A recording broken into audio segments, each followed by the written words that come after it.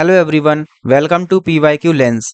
दोस्तों, ये वीडियो है जिसके अंदर हम समझेंगे कि किस तरह से हम जो न्यूज़ चलती है उसको with the lens of PYQ observe करने वाले हैं आगे आने वाली वीडियोस के अंदर। सो दोस्तों, यहाँ पर एक न्यूज़ हमें देखने को मिल रही है जहाँ पर गल्फ ऑफ ओमान के पास में एक मर्चेंट शिप पर अमेरिकन अटैक हुआ है, जिसके अंदर 3 इंडियन सी फेरर्स की डेथ हो गई है। इनके नाम आप यहाँ पर देख सकते हैं।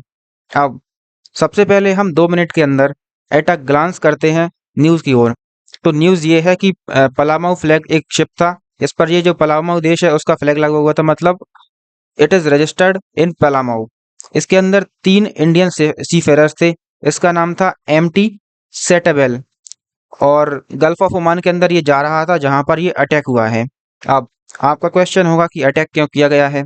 तो दोस्तों, जो गल्फ ऑफ ओमान के आसपास में जो ईरान वाला है रीजन है, उसकी आप जो डिस्प्यूट चल रहा है वहाँ पर वो जानते ही होंगे कि इज़राइल और ईरान के बीच में वॉर चल रहा है, जिसमें जो अमेरिका है वो इज़राइल के साथ में है और ईरान को यहाँ पर घेर कर रखे हुए है। जो स्ट्रेट ऑफ हॉर्मुज़ वाला इलाका आप यहाँ पर देख सकते हैं।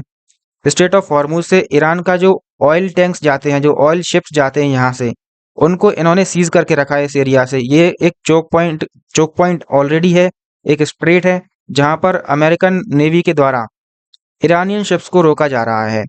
अब दोस्तों, ये जो पर्टिकुलर शिप था, इस पर अमेरिका के द्वारा ये एलिगेशंस लगाए गए हैं कि ये शिप अमेरिका के द्वारा जो ब्लॉकेट किया गया है ईरानियन शिप्स को, उनको वायलेट कर रहा है। मतलब ये ईरान से ट्रांसपोर्ट कर रहा है ऑयल को और इधर उधर मतलब एक्सपोर्ट कर रहा है। तो ये इनके एलिगेशंस थे, इसीलिए इन्होंने इस पर्टिकुलर शिप पर अटैक किया गया है और अनफॉर्चुनेटली इसके अंदर 3 इंडियन सीफेयरर्स की डेथ हो गई है। तो ये है पूरा मामला। अब दोस्तों, इंडिया के लिए इसमें क्या कंसर्न है। एक बहुत बड़ी संख्या में इंडियन सीफेयरर्स काम करते हैं अलग अलग लोकेशंस पर जहां पर शिपिंग नेविगेशन होती है। अगर एक डेटा हम देखें यहाँ पर, तो दोस्तों हमें देखने को मिलता है कि more than 3 lakh trained seafarers जो कि इंडियन है वो काम कर रहे हैं as of 2025 in different locations. अगर हम परसेंटेज वाइज देखें तो 12% जो ग्लोबल सीफेयरिंग वर्कफोर्स है उसके अंदर इंडियंस काम कर रहे हैं। भारत इस मामले में तीसरे नंबर पर आता है आफ्टर फिलीपींस एंड चाइना। इतना ही नहीं साथियों, इंडिया के द्वारा मैरीटाइम इंडिया विजन 2030 के अंतर्गत इस पर्टिकुलर जो डेटा है उसको बढ़ाकर 20% करने की बात करी गई है। तो एक बहुत बड़ी संख्या में भारतीय नाविक अलग अलग जगहों पर काम कर रहे हैं शिपिंग के अंदर, और ये एक बहुत बड़ा सिक्योरिटी थ्रेट है, एक चैलेंज है भारत के लिए कि किस तरह से इन पर्टिकुलर नाविकों की सिक्योरिटी को एंश्योर किया जाए। अब इसके अंदर एक इम्पॉर्टेंट कंसेप्ट और देखने को मिल रहा है जिसका नाम है फ्लैग ऑफ कन्वीनियंस। ये क्या है इसके बारे में जान लेते हैं, क्योंकि ये इम्पॉर्टेंट बन जाता है यूपीएससी के दृष्टिकोण से। ऐसे कंसेप्ट यूपीएससी एक लाइन में पूछ सकता है। दोस्तों, आपने इकोनॉमी में पढ़ा होगा कि अगर किसी देश में कोई व्यक्ति है जिसको शेल कंपनी खोलनी रहती है, तो वो ऐसे देशों में जाता है जहां पर टैक्स काफ़ी कम लगते हों, ईज ऑफ डूइंग बिजनेस काफ़ी ज़्यादा हो, जिससे कि वो आसानी से अपनी शेल कंपनी खोल सके और इलीगल धंधा चला सके। सेम यही कंसेप्ट यहाँ पर देखने को मिल रहा है। फ्लैग ऑफ कन्वीनियंस का मतलब ये है कि किसी देश का जो शिप है वो रजिस्टर हो दूसरे देश के अंदर, क्योंकि वहाँ पर लेबर लॉज काफ़ी स्ट्रिक्ट नहीं है, वहाँ पर टैक्सेशन काफ़ी कम है, मतलब काफ़ी आसानी से जाकर वहाँ पर रजिस्ट्रेशन किया जा सकता है। तो इसी चीज़ों को लेकर, मतलब एग्जैक्टली सेम नहीं हो, लेकिन वही कंसेप्ट यहाँ पर देखने को मिल रहा है कि flag of convenience is the maritime practice of registering a merchant ship in a country other than the ships actual owner. क्यों? क्योंकि वहाँ पर टैक्सेस काफ़ी कम है, वहाँ पर फॉरेन लेबर काफ़ी चीप है, वहाँ पर रेगुलेशंस स्ट्रिक्ट नहीं है। ऐसी कंट्रीज़ के अगर नाम देखें तो पनामा, लिबेरिया और मार्शल आइलैंड जैसे जो देश हैं, ये अलाउ करते हैं फॉरेन एंटिटीज़ को कि वो विदाउट रेसिडेंसी रिक्वायरमेंट के शिप्स को रजिस्टर कर सकें उनके देश के अंदर। तो ये हो गया हमारा न्यूज़ का पार्ट खत्म। अब दोस्तों, इसको किस तरह से प्रीवियस ईयर क्वेश्चन से हमें लिंक करना है तो वो जान लेते हैं। यहाँ पर मैंने आपको ओनली 2026 में जो क्वेश्चंस पूछे गए थे वो क्वेश्चंस डाले हैं, क्योंकि अगर मैं मान लीजिए इस टॉपिक से पूरे ही PYQs अगर डालता हूँ तो वीडियो काफ़ी ज़्यादा लंबी हो जाती है। तो अभी हम समझेंगे 2026 के PYQs, और इसके बाद आने वाली अपकमिंग वीडियोस के अंदर हम उसके ओल्डर PYQs को भी देख लेंगे, अगर ये जो पर्टिकुलर टॉपिक है वो आगे भी चर्चा में रहता है। अगर नहीं भी रहेगा तो अदर लिंकेजेस के थ्रू हम देख लेंगे। सबसे पहले इस लोकेशन से एक क्वेश्चन 2026 में पूछा गया था ये आप देख सकते हैं। Ships from which of the following countries have to cross Strait of Hormuz to reach out of Indian Ocean. मतलब इन देशों में से कौन से देश से अगर किसी शिप को इंडियन ओशन में आना है तो उसे स्ट्रेट ऑफ हॉर्मूज क्रॉस करनी पड़ेगी। तो ये प्योरली मैं कहूँगा कि ज्योग्राफी का क्वेश्चन है, और ये जो पर्टिकुलर लोकेशन है ये पूरे साल न्यूज़ में है इजराइल ईरान वॉर के कारण, तो इसलिए यहाँ से क्वेश्चन इन्होंने पूछा था डायरेक्टली। तो इसको अगर हम देखें, आप यहाँ पर मैप में देख सकते हैं, यहाँ पर 4 कंट्रीज दी हैं, बहरीन, सीरिया, कतर, इजिप्ट। तो सबसे पहला जो हमें देखना होगा, इनकी लोकेशन कहाँ पर है। इस मैप के अंदर आप देख सकते हैं, यहाँ पर आपको देखने को मिलता है सीरिया। इसके बाद में इजिप्ट की बात करें तो ये इजिप्ट अफ्रीकन कंट्री है। एंड आफ्टर दैट अगर बहरीन की बात करें तो यहाँ पर हमें बहरीन देखने को मिलता है, ये बहरीन है। एंड ये कतर है, कतर भी पूछा है इसमें शायद, यस, तो ये कतर है। अब इनमें से कौन कौन सी कंट्रीज को अगर इंडियन ओशियन में, जो कि इधर है, यहाँ पर आने के लिए स्ट्रेट ऑफ हॉर्मूज क्रॉस करना पड़ेगा, तो यहाँ पर हमें देखने को मिलता है स्ट्रेट ऑफ हॉर्मूज।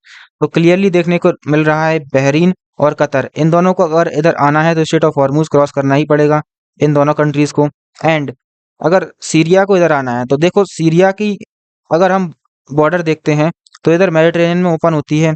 अगर इसको इंडियन ओशन में आना है तो ये मेडिटेरेनियन से होते हुए यहाँ पर अगर हम देखें सुएज कैनाल से होते हुए आएगा रेड सी से, एंड इंडियन ओशन में पहुंच जाएगा।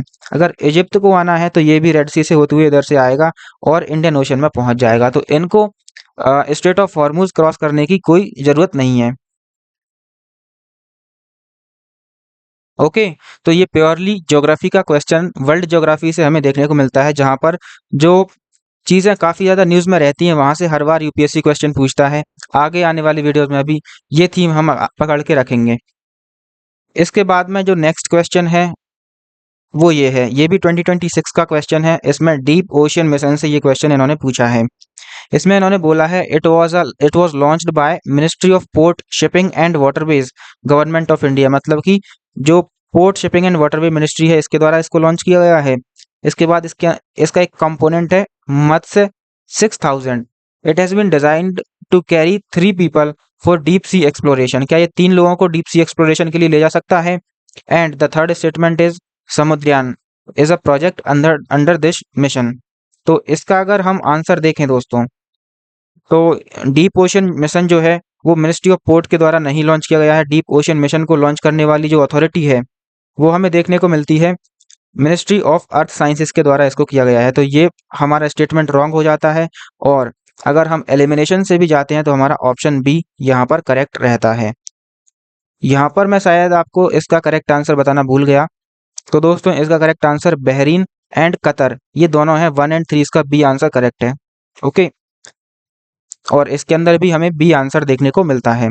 अगर हम डीप ओशियन मिशन के बारे में थोड़ा और जानें तो इसको 2021 में लॉन्च किया गया था by the ministry of earth sciences for develop technologies and deep sea exploration. मतलब कि गहरे पानी में एक्सप्लोरेशन के लिए जो मिनरल्स होते हैं और अदर बायोडाइवर्सिटी जो होती है उनको एक्सप्लोर करने के लिए ये पर्टिकुलर मिशन लॉन्च किया गया था 2021 के अंदर। And it also align with SDG 14 जो कि कहता है life below the water. Okay, इसके बाद में इसके कुछ कंपोनेंट्स के बारे में अगर जानें तो इसके अंदर समुद्रयान प्रोजेक्ट हमें देखने को मिलता है, जो कि एक मैन्ड डीप सी एक्सपेडिशन है। अब इसका क्या ऑब्जेक्टिव है, इसका ऑब्जेक्टिव है एक सेल्फ प्रोपेल्ड सबमर्सिबल डेवलप करना है जिसका नाम है मत्स्य 6000। सेल्फ प्रोपेल्ड सबमर्सिबल मतलब क्या है कि ये अंदर डीप समुद्र में डीप जाकर के एक्सप्लोरेशन कर सकता है, और ये 3 ह्यूमंस को कैरी कर सकता है। तो ये जो स्टेटमेंट था हमारा ये करेक्ट हो जाता है, ये 3 लोगों को यहाँ पर कैरी करके ले जा सकता है। इसके बाद में एक और इम्पोर्टेंट कंपोनेंट इसका देखने को मिलता है जिसका नाम है वराह। वराह क्या है, it is also a deep ocean mining system. मतलब गहरे पानी में जाकर ये माइनिंग कर सकता है अबाउट डिफरेंट मिनरल्स। ओके, और इसको डेवलप किसने किया है, national institute of ocean technology, जो कि अपने आप में मिनिस्ट्री ऑफ अर्थ साइंसेस के अंतर्गत आता है। ओके, ये कितनी गहराई तक जा सकता है, तो ये 5270 मीटर्स तक अंदर पानी में जा सकता है, वहां पर जाकर ये माइनिंग कर सकता है। तो ये इसकी कुछ खासियत हैं। तो 3 चीजें आप यहाँ पर बेसिकली रिमेंबर कर सकते हैं अबाउट दिस PYQ। क्या, समुद्रयान प्रोजेक्ट, मत्स्य 6000 तो इन दोनों पर तो यूपीएससी ने ऑलरेडी पूछ ही लिया है। इसके बाद में वराह है, जिस पर आगे यूपीएससी के द्वारा क्वेश्चन पूछने की संभावनाएं काफी ज्यादा हैं। तो वराह के बारे में अगर आप और जानना चाहें तो आप गूगल सर्च कर सकते हैं। अगर इसके हम पिलर्स के बारे में जानें तो ये इसके कुछ की पिलर्स हैं। आप इनको वीडियो पॉज करके भी पढ़ सकते हैं, क्योंकि इसमें केवल पढ़ना ही है, तो मैं आपको ज़्यादा एक्सप्लेनेशन नहीं बताऊंगा, क्योंकि अननेसेसरी वीडियो हमारी लंबी खिंच जाएगी। अब कुछ और क्वेश्चन देखें। 2026 में 2 क्वेश्चन और पूछे हैं इस पर्टिकुलर थीम से। तो यहाँ पर ये जो क्वेश्चन नंबर 38 है, ये डायरेक्टली इन्होंने एक फैक्ट पूछा है एक पर्टिकुलर कॉन्फ्रेंस से, तो इसमें समझाने का कोई मतलब बनता भी नहीं है और इसको हम चेज भी नहीं करेंगे, क्योंकि ऐसे क्वेश्चन जो यूपीएससी पूछता है काफ़ी रैंडम रहते हैं, इनको प्रिडिक्ट करना काफ़ी मुश्किल है। और अगर बाई चांस रिपीट भी यूपीएससी ये करने का, मुझे नहीं लग रहा कि यूपीएससी कभी रिपीट करने वाला है, तो हम इसको खाली पढ़ लेते हैं। At the United Nations ocean conference held in June 2025 in France, the Food and Agriculture Organization of United Nations demonstrated its leading voice on marine and ocean issues, especially on sustainable fisheries and aquaculture, resilient livelihood and blue transformation. अब इसके अंदर इन्होंने पूछा है which of the following combination about the 4 betters proposed by Food and Agriculture Organization blue transformation is correct. मतलब इस particular conference के अंदर इन्होंने जो फूड एंड एग्रीकल्चर ऑर्गेनाइजेशन के द्वारा कौन से 4 बेटर्स सजेस्ट करे गए थे। इसमें आपको ऑप्शंस थे better production, better nutrition, better environment and better ocean. Option B था better production, better nutrition, better environment and better life. अब ये ऐसा क्वेश्चन था कि इसमें अगर आप लगा सकते हैं तो लग जाएगा, नहीं लगा सकते हैं तो नहीं लगेगा। इसके अंदर यूपीएससी ने ऑप्शन बी करेक्ट आंसर बताया, तो इसी को हमने टिक कर दिया है। आप इसको पढ़ भी सकते हैं और जा करके। नेक्स्ट जो क्वेश्चन है वो है सागरमाला प्रोग्राम के ऊपर। तो ये यूपीएससी ने पूछा था 2026 के अंदर ही। आपको 3 स्टेटमेंट दिए थे। अब इसमें आपको काफ़ी ज़्यादा गहराई से पढ़ना पड़ेगा, क्योंकि इसी क्वेश्चन के अंदर इसका आंसर छुपा हुआ है। आपको अलग से नॉलेज लगाने की कोई ज़रूरत है नहीं, खाली आपको स्टेटमेंट इसमें समझना रहता है। तो पहला स्टेटमेंट क्या कह रहा है, the Sagarmala program seek to achieve port led economic growth through cost effective and sustainable coastal infrastructure. अब 2026 के अंदर इन्होंने एक काम ये किया था कि जो स्टेटमेंट दिए हैं वो करेक्ट दिए थे। आपको ये जो स्टेटमेंट दूसरे वाले दिए थे, मतलब इनमें कौन सा स्टेटमेंट किसको एक्सप्लेन कर रहा है या नहीं कर रहा है, आपको केवल ये समझने थे। तो पहला अगर हम पढ़ते हैं ये बिल्कुल सही लगता है। दूसरा हम पढ़ते हैं the success of the Sagarmala program is reflected in significant growth in coastal and inland waterways shipping along with improved global port rankings। ठीक है, Sagarmala 2.0 aim to position India as a global maritime innovation hub aligned with आत्मनिर्भर Bharat and विकसित Bharat 2047 vision. ठीक है, statement तीनों correct हैं। अब ये वाले स्टेटमेंट क्या कह रहे हैं, ये दूसरे वाले स्टेटमेंट है। तो statement 2 validate the effectiveness of strategies envisioned in statement 1। तो स्टेटमेंट 1 के अंदर जो स्ट्रेटजीज बताई हैं, क्या स्टेटमेंट 2 इनको वैलिडेट कर रहा है, क्या इनकी इफेक्टिवनेस को वैलिडेट कर रहा है, देखते हैं आगे। स्टेटमेंट अब ये दूसरा वाला क्या कह रहा है, statement 3 extend the objective of statement 1 by embedding them into a future oriented innovation framework. अब ये क्या कह रहा है कि स्टेटमेंट 3 जो है वो स्टेटमेंट 1 को एक्सटेंड कर रहा है, उसके ऑब्जेक्टिव को एक्सटेंड कर रहा है by embedding them into future oriented. मतलब कि क्या स्टेटमेंट 3 जो है स्टेटमेंट 1 का फ्यूचर ओरिएंटेड एक्सप्लेनेशन है। तो बेसिकली अगर हम देखें तो ये भी है, क्योंकि ये सागरमाला 1 के बारे में बात कर रहा है, ये सागरमाला 2 के बारे में बात कर रहा है और आगे फ्यूचरिस्टिक विजन भी दिखा रहा है, तो ये इसको हम करेक्ट मान सकते हैं। स्टेटमेंट 3 क्या कह रहा है, statement 1 contradict statement 3 bye focusing only on traditional infrastructure instead of modern innovation. अब ऐसी तो इसमें कोई बात नहीं करी गई है कि इसमें ट्रेडिशनल इंफ्रास्ट्रक्चर की बात करी गई हो और स्टेटमेंट 3 के अंदर मॉडर्न इंफ्रास्ट्रक्चर की बात करी गई हो। खाली और खाली इसको आगे बढ़ाकर सागरमाला 2.0 के बारे में स्टेटमेंट 3 बात कर रहा है, तो ये स्टेटमेंट हमारा रॉन्ग हो जाता है। जैसे ही स्टेटमेंट रॉन्ग होता है तो ये यहाँ पर इसके आपको कोड दिए गए हैं, ऑप्शंस दिए गए हैं। तो अगर हम 3 को एलिमिनेट करते हैं तो ये चला जाता है, ये चला जाता है। अब यहाँ से आपका स्टेटमेंट फर्स्ट और ऑटोमेटिकली करेक्ट हो जाता है और सेकंड हमने देखा था ये करेक्ट है, तो यहाँ पर आपका आंसर आ जाता है ऑप्शन बी 1 एंड 2। तो इस तरह से यूपीएससी ने इस बार जो है ऑप्शन सेट करे थे और अगर आप सॉल्व करते इसको तो आपको इतना समय लगना ही लगना था। इसलिए कई सारे जो स्टूडेंट थे उनका पेपर भी कंप्लीट इस बार नहीं हो पाया था। अगर सागरमाला के बारे में थोड़ा हम समझें क्या है ये, तो 2015 में इसको लॉन्च किया गया था by ministry of port, shipping and waterways. तो यहाँ पर ये मिनिस्ट्रीज को शिफ्ट कर देता है, जैसा कि पिछले क्वेश्चन में मैंने देखा था, आपको बताया था,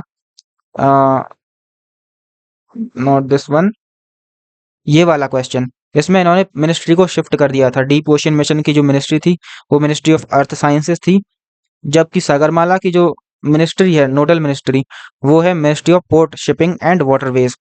अब ये काय के लिए इन्होंने लॉन्च किया, तो इसका ऑब्जेक्टिव था enhance port lead development, reduce logistic cost, मतलब लॉजिस्टिक कॉस्ट को कम करना, पोर्ट लेड डेवलपमेंट करना और कोस्टल ट्रेड को इम्प्रूव करना, इसका ऑब्जेक्टिव था। इसके 4 पिलर थे: पोर्ट मॉडर्नाइजेशन और नए पोर्ट का डेवलपमेंट करना, पोर्ट की आपस में कनेक्टिविटी बढ़ाना, पोर्ट लिंक्ड इंडस्ट्रियलाइजेशन करना, मतलब कि 2 पोर्ट के बीच में एक इंडस्ट्रियल कॉरिडोर जैसा कुछ बनाना, and coastal community development, coastal community जो होती है, जो कि हमारे मतलब तटीय क्षेत्रों में जो लोग रहते हैं उनका डेवलपमेंट करना भी इसका ऑब्जेक्टिव था। सागरमाला 2.0 क्या है, तो ये इसी का अपग्रेडेड वर्जन है। इसके अंदर क्या फोकस है?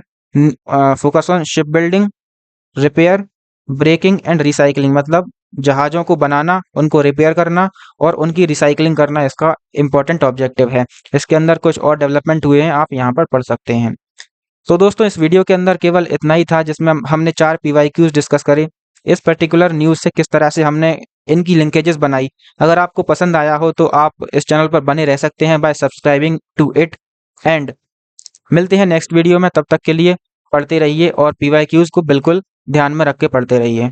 हमारा यही ऑब्जेक्टिव है कि जब तक आपका पेपर आएगा उस समय तक कई बार मैं आपको सारे के सारे जो PYQs हैं वो इसी तरह से करंट अफेयर से लिंक करके आपको रिवाइज करवाता रहा हूँ, जिससे कि आपकी तैयारी जो है वो बनी रहेगी aligned with the UPSC examination, and साथ ही साथ में आपको अलग से PYQ करने नहीं पड़ेंगे। अगर हम देखें कुछ particular static subject like history, geography को छोड़कर, और ज्योग्राफी में वर्ल्ड ज्योग्राफी आपकी कंप्लीट यहाँ पर कवर होगी। केवल और केवल आपको कुछ जो स्टैटिक कंसेप्ट रहते हैं फिजिकल ज्योग्राफी के और हिस्ट्री के, इन दोनों का मैं गारंटी नहीं ले रहा हूँ। बाकी जो सब्जेक्ट हैं लाइक पॉलिटी, लाइक इकोनॉमी, सबके PYQs मैं आपको यहीं पर करके बताऊंगा। ओके, तो बने रहिए मेरे साथ इस पर्टिकुलर जर्नी के अंदर। Thank you.